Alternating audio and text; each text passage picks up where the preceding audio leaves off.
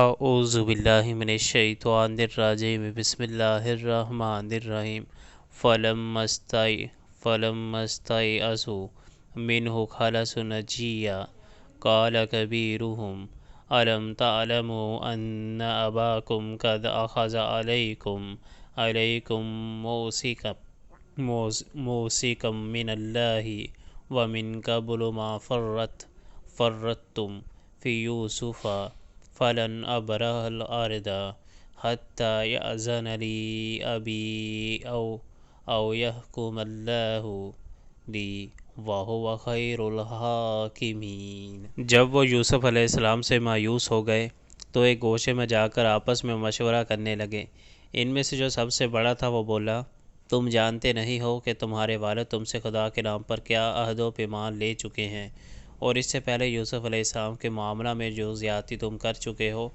وہ بھی تم کو معلوم ہے۔ اب میں تو یہاں سے ہرگز نہ جاؤں گا جب تک کہ میرے والد مجھے اجازت نہ دیں، یا پھر اللہ ہی میرے حق میں کوئی فیصلہ فرما دے کہ وہ سب سے بہتر فیصلہ کرنے والا ہے۔